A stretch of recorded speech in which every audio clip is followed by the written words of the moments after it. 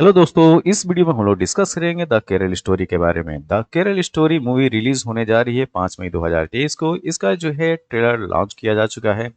इसके टीजर या trailer launch होने के बाद बहुत सारा विवाद जो है क्रिएट हो चुका है।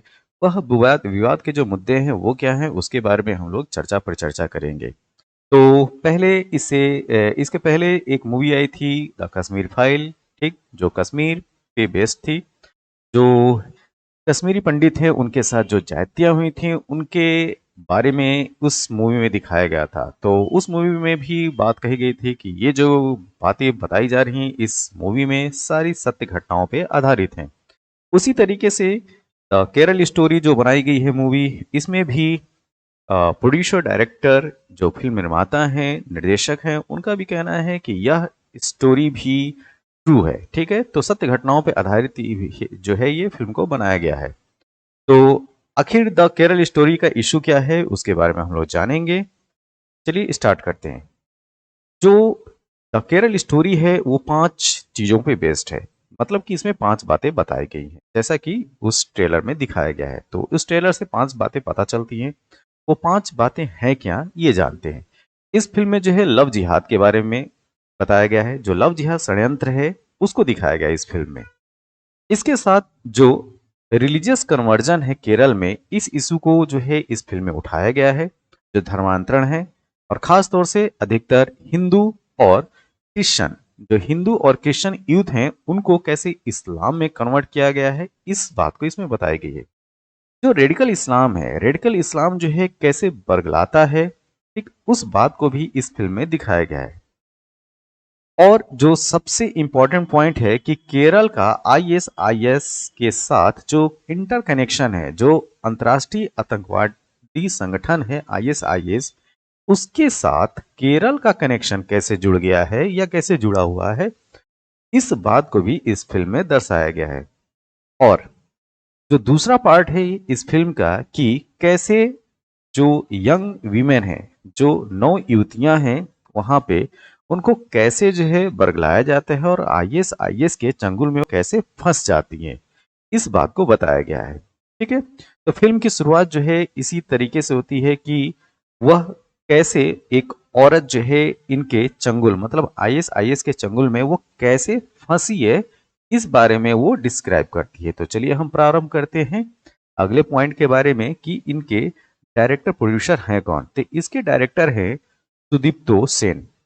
द केरल स्टोरी के डायरेक्टर हैं सुदीप्तो सेन। इससे पहले उनकी जो मुख्य फिल्में हैं आसमां 2018 में, लखनऊ टाइम्स 2015 में और द लास्ट मॉन्क 2006 में बनाए थे।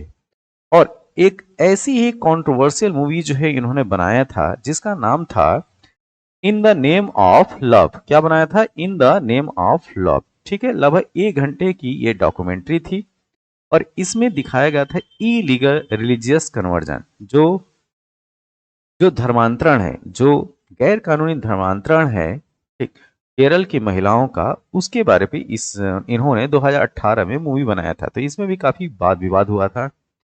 एक बात और है, जो सुदीप्तो सेन है उनका कहना है कि चलिए इस फिल्म में 32,000 लड़कियों के गायब होने की बात की गई है।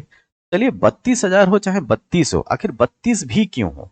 तो इनका इशू ये है, अगर मान लें कि 32,000 न हो तो 32 ही क्यों हो, इनका ये स्टेटमेंट है। ठीक है, अब प्रोड्यूसर के बारे में बात करते हैं। द केरल स्टोरी के जो प्रोड्यूसर हैं वो हैं विपुल अमृतलाल शाह।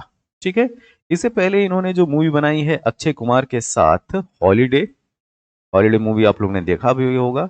इसके साथ जॉन अब्राहम और सोनाक्षी सिन्हा की फोर्स 2, इन्हीं की प्रोडक्शन में बनी हुई मूवी है। ठीक, और विद्युत जामवाल की मूवी आई थी कमांडो, इसको भी आप लोगों ने देखा होगा। तो ये सब मूवी जो है इनके बैनर के तले बन चुकी हैं। ठीक है, इनके बैनर का नाम है सनशाइन पिक्चर प्राइवेट लिमिटेड। ठीक है, सनशाइन पिक्चर प्राइवेट लिमिटेड।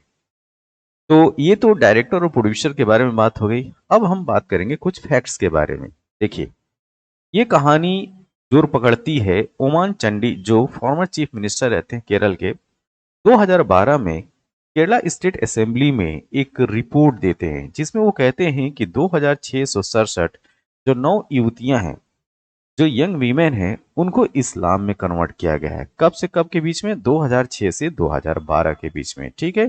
तो ये जो फैक्ट है या ये जो डेटा है ओमान चांडी द्वारा जो प्रस्तुत किया गया है, इस मूवी का एक बेस है। मतलब कि इनके जो डायरेक्टर हैं उन्होंने भी इस पॉइंट को एक आधार बनाया है, ठीक है।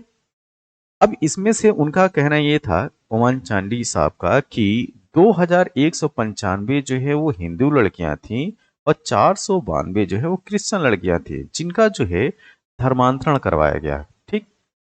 अब इंडिया टुडे जो है वो ये कहती है, एक रिपोर्ट जारी करती है सितंबर 2012 में, कि ओमान चंडी द्वारा ये जो डेटा दिया गया था उसका क्या क्लू था ये अभी नहीं पता है, ठीक है। कहाँ से उन्होंने ये फिगर लिया था।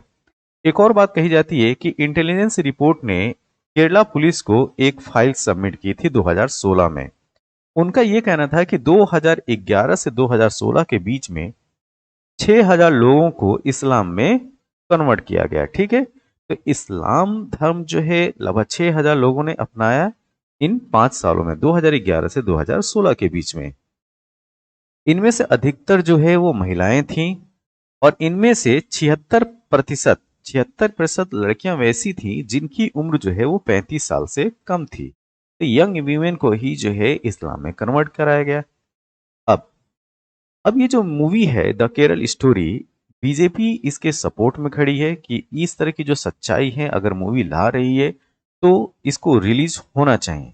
लेकिन जो अपोजिशन पार्टी हैं जैसे कि सीपीआईएम हो गया, कांग्रेस हो गया, वो कह रहे हैं कि ये एक तरीके का षड्यंत्र है, ठीक। जो आपसी सौहार्द है अपने देश का वो बिगाड़ने की बात की जा रही है। साथ में जो स्टेट केरल स्टेट है उसको बदनाम करने की एक साजिश है। और उनका मानना है कि इस फिल्म में जो बातें कही गई हैं उसका सच्चाई से कोई लेना देना नहीं है, ठीक। तो ये जो है अपोजिशन का मानना है कि द केरल स्टोरी को पूरी तरीके से बैन कर देना चाहिए, इसको रिलीज नहीं होने देना चाहिए, ठीक। एक बात ये होती है कि धुआं वहीं पे उठता है जहां पे आग लगती है। तो इस फिल्म में या द कश्मीर फाइल जो फिल्म थी उसमें जो भी बातें कही गई थी, अगर कुछ बातें हो सकता है कि फिल्म बनाने के चक्कर में जो है वो झूठ या बढ़ा चढ़ा के बोला गया हो, लेकिन कुछ हद तक तो सच्चाइयाँ होती हैं। इस तरह की रिपोर्ट आती हैं।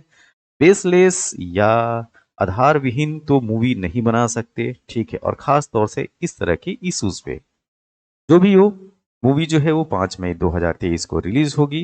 देखते हैं कि कैसा क्या उसमें निकल कर आता है। तब तक के लिए थैंक यू, धन्यवाद।